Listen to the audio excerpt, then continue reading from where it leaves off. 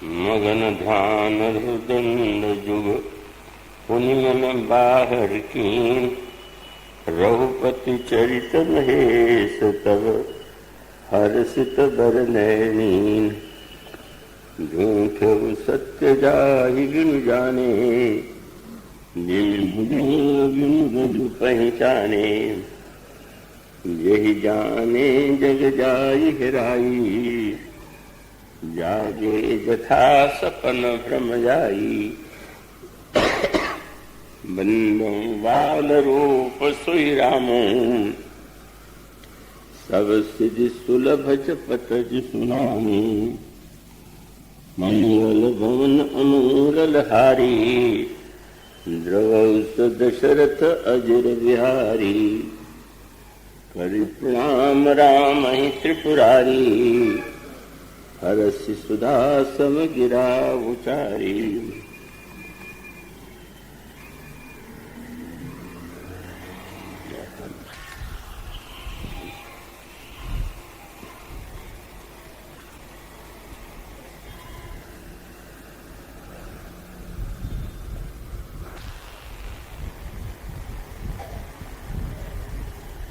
भगवत कथा से महानुभावों, भक्तिमती देवियों, अभी आपके सामने जो पंक्तियां जो चौपाइयां पढ़ी गई हैं वे उस अवसर की हैं जब भगवती उमा के प्रश्न को सुनकर उनकी जिज्ञासा को समझाने के लिए, उनके संशय को मिटाने के लिए भगवान शंकर ने कथा प्रारंभ की।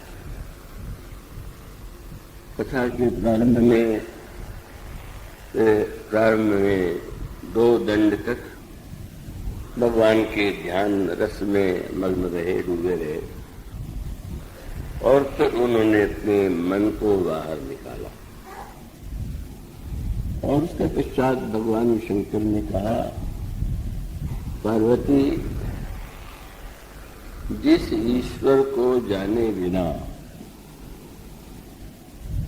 झूठ भी सत्य प्रतीत हो रहा है, जैसे रात्रि के अंधकार में आपको रस्सी पड़ी हुई दिखाई दे और यह लगने लगे कि यह सांप है, यह जो कल्पना है वही व्यक्ति को आतंकित कर देगी, घबराहट उत्पन्न कर देगी। अब यह जो अंधेरे में रस्सी में सर्प है, उस सर्प को विनष्ट करने के लिए किस अस्त्र का प्रयोग किया जाए? वह सांप कैसे मरेगा? लाठी चलाने से, गोली मारने से या अन्य किसी उपाय से वो सर्प मरेगा?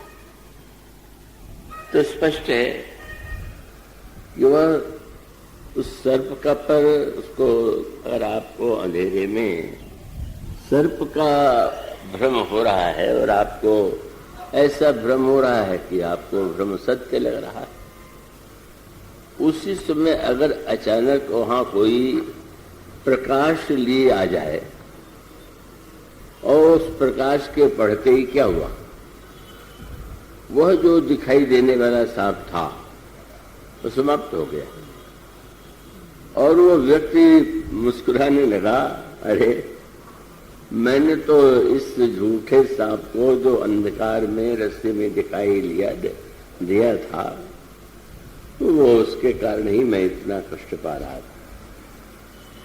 और उसका अभिप्राय है, दूसरा दृष्टांत दिया गया, यही जाने जग जाई हेराई।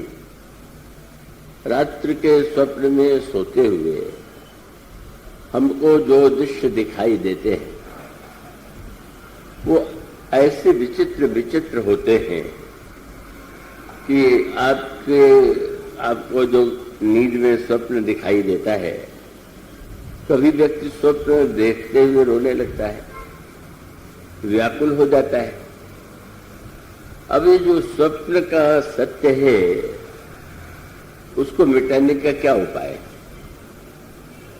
गोस्वामी जी ने एक दृष्टांत दिया विनय पत्रिका में। और वो बहुत वेदांत का समझने योग्य पद है। गोस्वामी जी कहते हैं कि सुभग सेज बड़ी सुंदर सैया है, बड़ा सुंदर पलंग है, और कोई व्यक्ति गद्दे पर सोया हुआ है, लेकिन सुभग सेज सपने सोवत अचानक भय लागे। उसको ऐसा लगा कि मैं तो नदी में डूब रहा हूं। और आपने देखा होगा कि आप अनुभव करते होंगे, और दूसरे भी ऐसे होते हैं जो शब्द देखते देखते जोर से चिल्ला भी पड़ते हैं, और उस चिल्लाने में अगर सोए हुए व्यक्ति ने ये कहा कि मैं डूब रहा हूं, मुझे बचाओ, और इसे सुन करके नदी में डूबते व्यक्ति को बचाने के लिए तो नाव की आवश्यकता है, वो नाव लेने के लिए बाहर जाए, तो इससे बढ़कर के ना समझी कुछ नहीं होगी। सपने में जिस नदी में वो डूब रहा है, उसको उसमें से निकालने के लिए एक नाव नहीं, हजारों नाव भी आ जाए तो व्यक्ति तो डूबने से नहीं बचेगा। लेकिन बस कोई चिल्लाए और उसको सुनने के बाद आप उसको धीरे से जगा दें, तो परिणाम क्या हुआ? अरे इतने सुंदर पलंग पर मैं सो रहा, तो मैं डूबने के लिए डूबने का संतुष्ट हो गया। इन दोनों दृष्टांतों का अभिप्राय है, व्यक्ति स्वप्न में सो रहा है। अब ये दृष्टांत तो बड़ा विचित्र है, पर उसको स्पष्ट करने के लिए जो जो दृष्टांत दिए गए, वह जो दृष्टांत का यह भाग है, भगवान शंकर ने कहा कि इसी प्रकार से जब तक परम प्रकाशक प्रभु को हम नहीं देख रहे थे, तब तक हमको रस्सी में सांप का भ्रम होगा, और जब तक हम जाग नहीं जाते तब तक हम डूबेंगे, डूबने की कल्पना से भयभीत हो जाएंगे। अब उन्होंने ये कहा कि यह जो भ्रम है, और जिस भ्रम के कारण व्यक्ति दुख पा रहा है, कब उसके लिए आवश्यकता जगाने की और प्रकाश की। और यह कार्य, प्रकाश का कार्य कौन? बोले प्रकाश ईश्वर है। विषय करण सुरजीव समेता, सकल एक ते एक सचेता, सबकर परम प्रकाशक जोई, राम अनादि अवधपत सोई। जो परम प्रकाशक है वो ईश्वर है, प्रभु है, और इसका अनुभव आप अपने जीवन में व्यवहार में कर सकते हैं।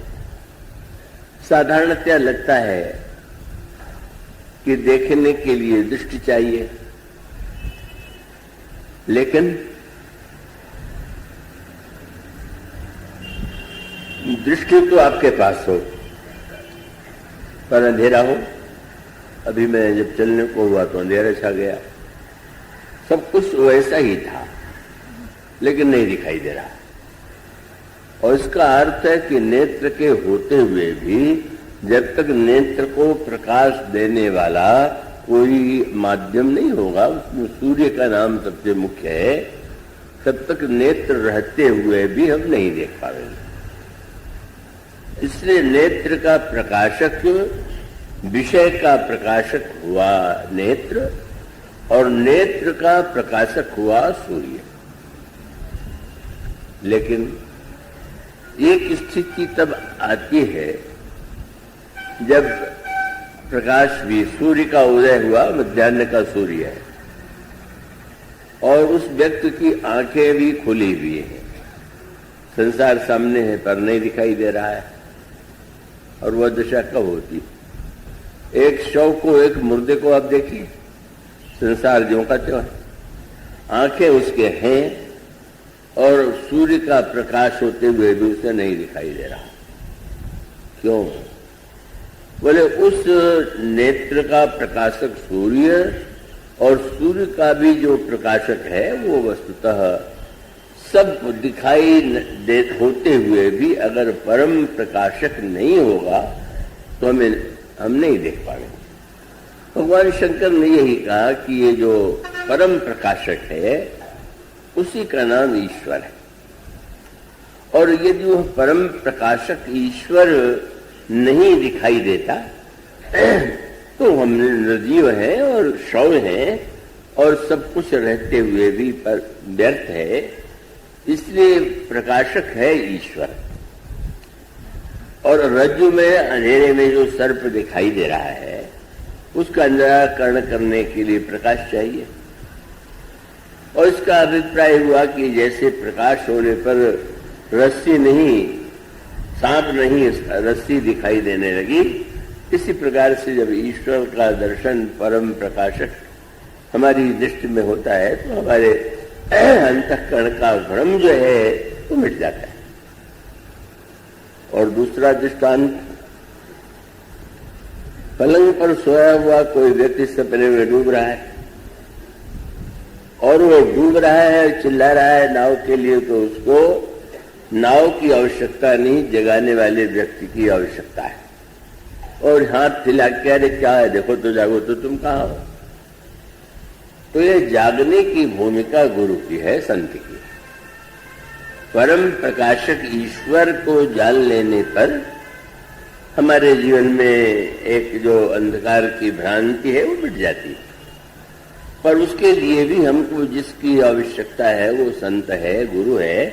और इस तरह से गुरु की भूमिका और ईश्वर की भूमिका, इन दोनों की आवश्यकता व्यक्ति के जीवन में।